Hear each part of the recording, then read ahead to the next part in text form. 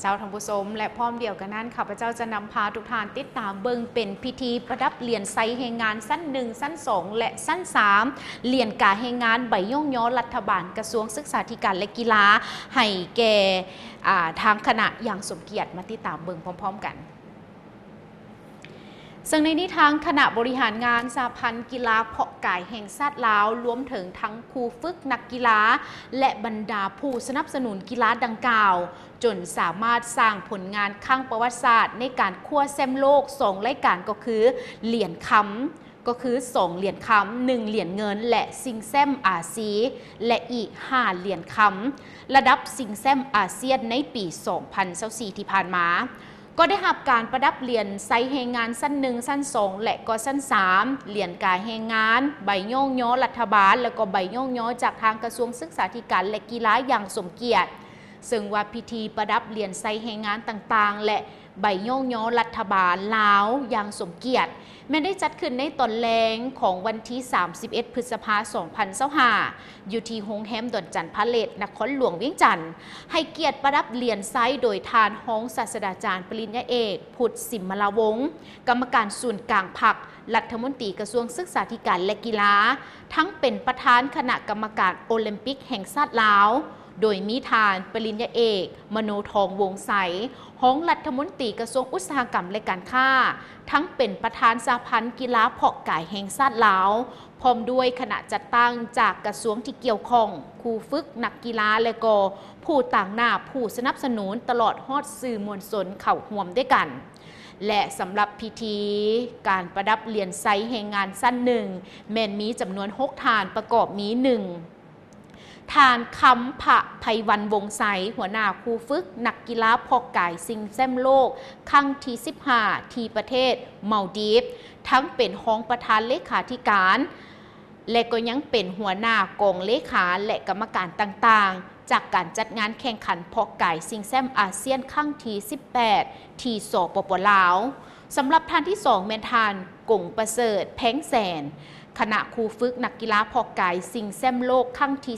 15ห้องประธานและก็ยังเป็นทั้งคณะกรรมการจัดการแข่งขันเพาะกายชิงแชมป์อาเซียนครั้งที่18ที่สปป.ลาวทั้งเป็นกรรมการตัดสินกีฬาเพาะกายโลกและท่านที่3เป็นท่านนางหยาดฝนกลมมะดำคณะครูฝึกนักกีฬาเพาะกายชิงแชมป์โลกครั้งที่15คณะกรรมการจัดการแข่งขันเพาะกายชิงแชมป์อาเซียนครั้งที่18ที่สปป.ลาวทั้งเป็นกรรมการตัดสินกีฬาเพาะกายโลกน้ำตื่มอีกด้วยและก็ยังมีอีกนั่นก็คือทานที่4ทานทวีศักดิ์สื่นภาคณะครูฝึกนักกีฬาเพาะกายชิงแชมป์โลกครั้งที่15คณะกรรมการและก็ยังเป็นคณะกรรมการครูฝึกนักกีฬาร่วมแข่งขันเพาะกายชิงแชมป์อาเซียนครั้งที่18ที่สปป.ลาวทั้งเป็นกรรมการตัดสินกีฬาเพาะกายโลกอีกด้วยทานที่5ได้แก่ทานนางจินตนาคำบุญเฮืองนักกีฬาเพาะกายทีมชาติลาวเจ้าของ1เหรียญคำ2เหรียญเงินแข่งขันเพาะกายชิงแชมป์โลกครั้งที่15ได้2เหรียญคำและแข่งขันเพาะกายชิงแชมป์อาเซียนครั้งที่18ที่สปป.ลาวอีกด้วยส่วนประธานที่6เมนทานคำลาก็คือเท่าคำลาสามณีขออภัยเท่าคำลาสามวงศ์นักกีฬาเพาะกายทีมชาติลาวเจ้าของ1เหรียญคำ1เหรียญเงินแข่งขันเพาะกายชิงแชมป์โลกครั้งที่15และ1เหรียญเงิน2เหรียญทองแข่งขันเพาะกายชิงแชมป์อาเซียนครั้งที่18ที่สปป.ลาวนั่นเองพร้อมเดียวกันนั้นสำหรับการประดับเหรียญไซแห่งงานชั้น2รวมมี4ทานโดยมีทานที่1ก็คือทานปริญญาเอกมโนทองวงใสห้องรัฐมนตรีกระทรวงอุตสาหกรรมและการค้าทั้งเป็นประธานแล้วก็ยังเป็นประธานจัดการแข่งขันเพาะกายชิงแชมป์อาเซียนครั้งที่18อีกด้วยท่านที่2ได้แก่ทานเพชรสลัดสวรรค์ห้องประธานแล้วก็ยังเป็นคณะจัดการแข่งขันเพาะกายชิงแชมป์อาเซียนครั้งที่18ท่านที่3เมนทานนันทลักษณ์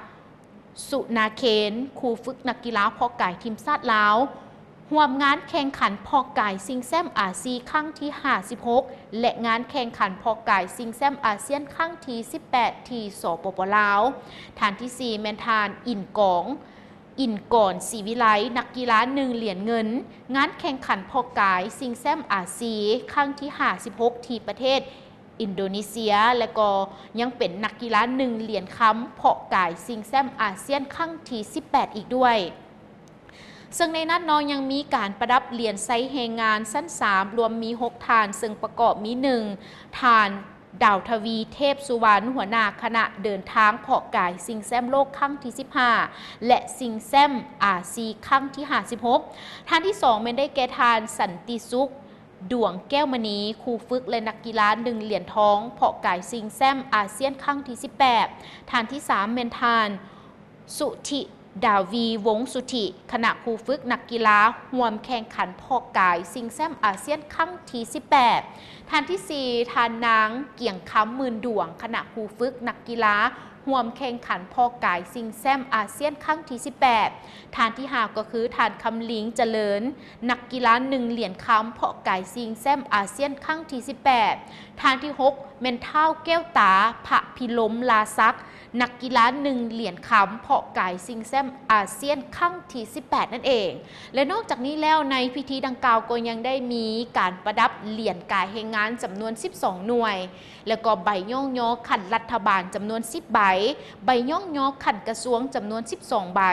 มอบให้แก่ทางคณะบริหารงานสหพันธ์คณะครูฝึกและก็นักกีฬาตลอดฮอดบรรดาผู้ให้การสนับสนุนกีฬาดังกล่าวน้ำตื่มอีกด้วยตามภาพบรรยากาศที่ทุกท่านได้ติดตามรับชมน้ำกันเลยเนาะซึ่งในนี้เพิ่นก็ได้จัดขึ้นอย่างสมเกียรติสำหรับพิธีประดับเหรียญไซส์แห่งงานบ่ว่าจะเป็นสั้น 1 สั้น 2 และก็สั้น 3 นั่นเองและนี่ก็ถือได้ว่าเป็นภาพบรรยากาศทั้งหมดที่ทางโทรภาพเราได้นำเสนอ